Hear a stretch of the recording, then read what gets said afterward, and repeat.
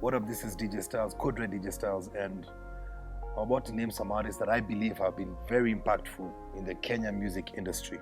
Remember, this is my opinion. You may have your opinion, but I'm on the show, so this is my opinion on who I believe are some of the artists who have been very impactful.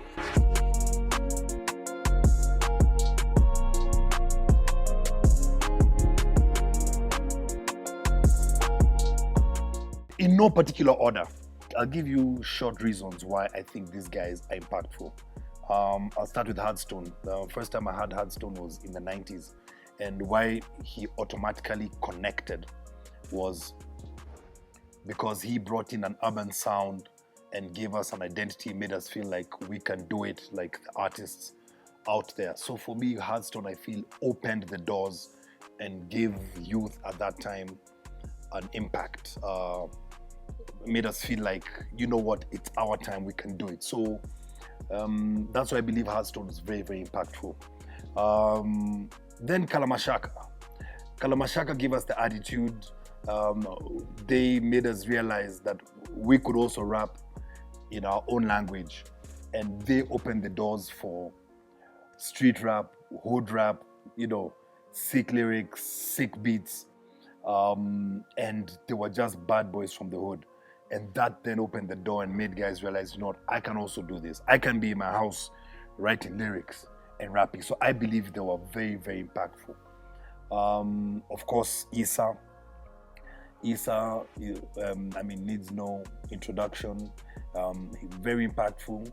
For one main reason, he was a fun character.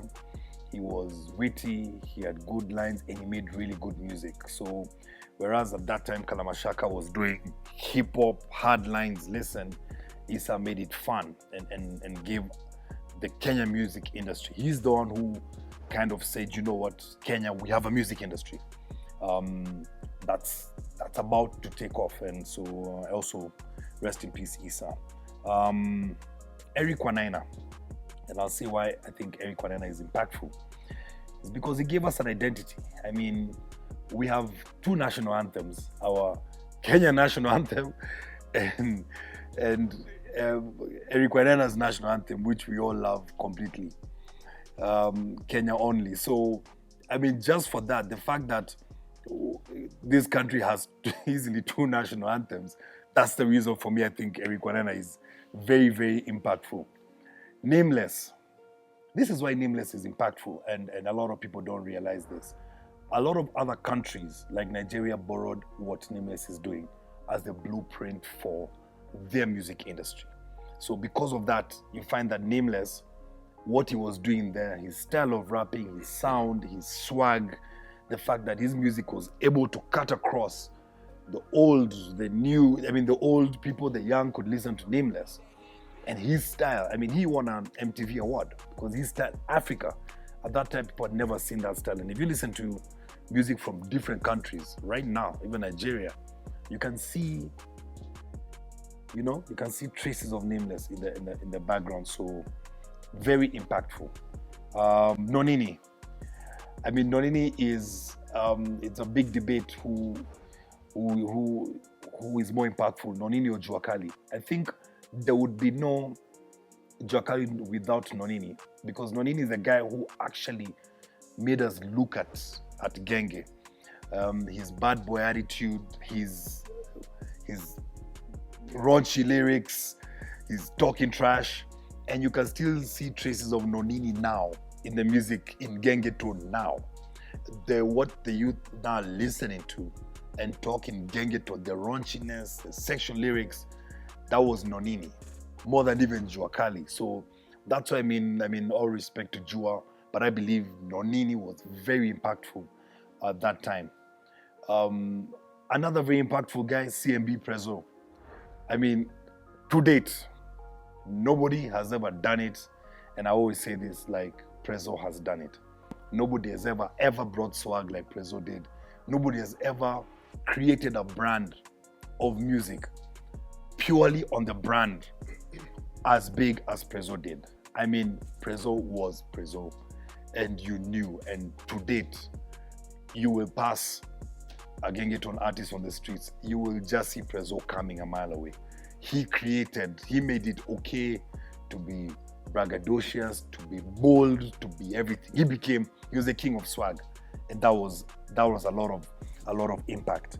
Daddy Owen, I believe there are many people who were doing gospel music, but the guy who gave gospel music an aggressive, the guy who gave gospel music a nice personality was Daddy Owen. He made it very, very cool. Before we had gospel music, but it was only sectioned as gospel music on the side. And then there are some that broke through and would be played in the clubs. But the ones that were boldly played, I mean, Daddy Owen is one guy who I know for sure performed in clubs. You know what I mean? So he's the guy who made gospel music, in my opinion, very mainstream. Like, boom, it broke out, and here is gospel music. I'll talk about DNA. For one particular reason, DNA created a sound with Banjuka that then laid a blueprint for other sounds to come after him. You're talking Grandpa, you're talking about Pacho, you're talking about Rabdam, you're talking about Naiboy, Kenrezi, Timitidat. If you listen to that sound and the way they were doing music, it all mimicked one guy, DNA, when he came out Banjuka and the kind of music he was making then. So that's why I believe DNA is very impactful. Matrax Major, two of them together, they are very impactful because they purely did club music. So you are guaranteed, from the moment they started, every year we had a hit song by them to date. And we're in 2020 now, we're talking 2007. To imagine artists who will have hit songs every year for more than 13 years. And they feel like every generation looks at them like, oh my God. Like, if you look at what Major is doing now, he feels like a new artist. You understand? But he was there last year, the year before, the year before. They're impactful because they've been able to be consistent from the moment they started. Every year they gave us hit songs. And through that, they've seen artists come, go. Nigerian music came and went. Bongo came, went. Gospel music came, went. And they've still been here. And they opened the doors for the next guys. They are the ones who opened the doors for Ethic, you understand? Which is the new generation of music. And for me, that's very impactful. The ability to open the doors for the next generation of Gengetone. So when Ethic was pointing fingers and saying, you know what, people are pointing fingers at Ethic. No, we can't do Lambalolo. They're the ones who repackaged them and created a product with them and did their first truly cut across hit song. So that's why I believe they're very, very impactful. Sauti Sol, it goes without saying, they have also stood the test of time. I think it was 2006-07 they started, and they have been so consistent with quality, so consistent to the point that their style of music has influenced a whole new generation of artists, a whole new generation of bands. We're talking about Heart the Band and many more. So, and of course, Soul Generation. So, I mean, I believe they're impactful because of the fact that they stood the test of time. And the kind of music they make has been so unique to them. Nobody has ever been able to do that. So, of course, I give it up to them. Yashinsky. Okay? And I'll just mention him. Yashinsky was very impactful because he showed us that if you're serious about what you do, you will transcend time. You understand? You can take a 10-year break and come back and still make an impact on a whole new generation, like a new artist. So I think he's impactful because of that, because he was able to transcend that time. Calligraph Jones, for sure, very impactful. This is when true hip-hop is being taken seriously without being commercialized. And that's thanks to Calligraph. Calligraph stood his ground and did hip-hop and did hip-hop and did hip-hop to the point that we were forced to listen. And when we listened, we realized it's good. Never has there been a time where an Kenyan artist has done hip-hop in English and Kenyans have accepted until Calligraph Jones came. And he refused to change his style, and he still does it in English. People had tried to come and do, fingers were pointed. Calligraph is the one who's been the most successful in doing that. Willie Paul, for the mere fact that he made gospel music very bold, he pushed the limit of gospel music. And at one point, I blame him for people dumping gospel music, because he pushed the boundaries so hard that we could not tell the line between gospel music and what's not gospel music.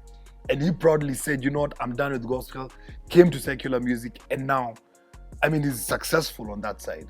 So I think that's why it's very impactful, is it's allowed people to be true to themselves. And we saw Bahati following suit, and many other people now are following suit, who are saying, you know what, I'm going to be honest with you guys. This thing is not for me. I'd rather be here. And it's Willie Paul who was truly the first guy to boldly and successfully do that. Masauti, simply for the reason that Masauti, we used to hear traces of music from Mombasa, and we'd listen to it, but nothing had really broken into the mainstream until Masauti came. And then when Masauti came, is when we started appreciating artists more. So some would argue Otile did an amazing job, but Kenyans didn't love him as much until now. But it's Masauti who kind of gave us this whole, you know what, I'm from coastal sides, but at the end of the day, this music can cut across and represent this country. And because of that door he opened, Otile is now successful. Masauti is the guy who made us actually, oh wow, and then he got Calligraph for the remix. Oh wow, you understand? Oh wow. So now if you see what Otile is doing, getting major on the remixes and Cali, you can see the influence. Wait a minute, we as Mombasa, we can be able to represent Kenya. And then Camp Mula, okay? Camp Mula simply because they made it cool to be cool. You get it? And Camp Mula has birthed a whole new generation of hip-hop music, which we're hearing now, shrap music. The part that where it's cool to be nerdy, it's cool to be a cool kid. You can be successful as a kid from Runda or Muthaiga. You don't always have to be from South Sea, Dandora, Isili, Kayole. You understand? They made it okay to be in the music industry, be cool, and also be successful, and still be from the suburbs. I think those are who I believe are some of the most impactful artists in Kenya. If I didn't mention you, doesn't mean you're not impactful. Make an impact. Yeah.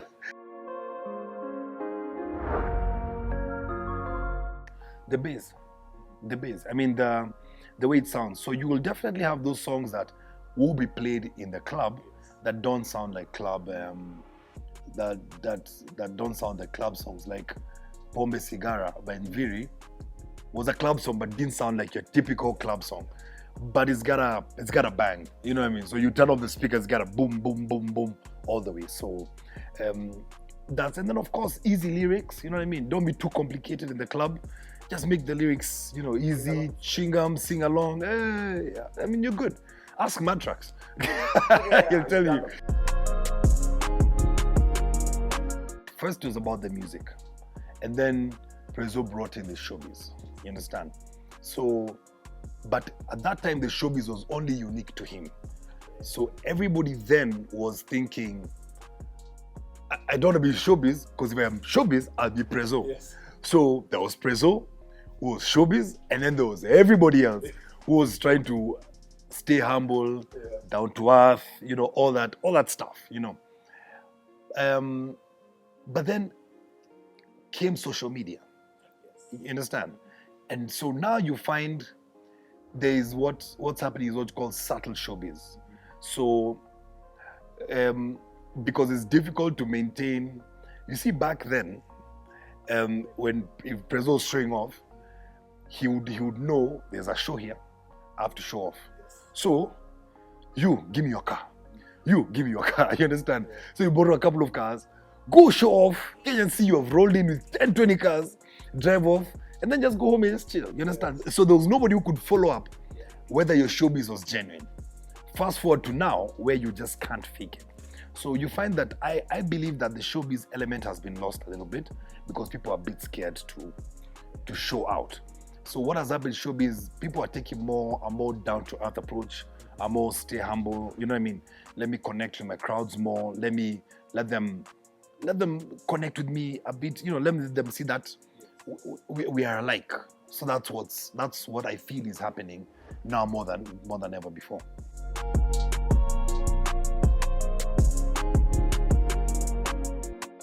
Oh wow. Chris Kaiga. Of course, Kahush, number Stingo. Of course, for sure. I'm happy about the comebacks Otile have made. Otile has surprised me.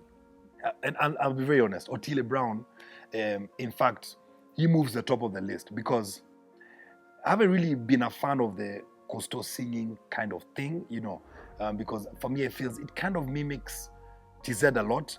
So you really can't tell. I've had artists from Mombasa who I'm like, they're not from TZ.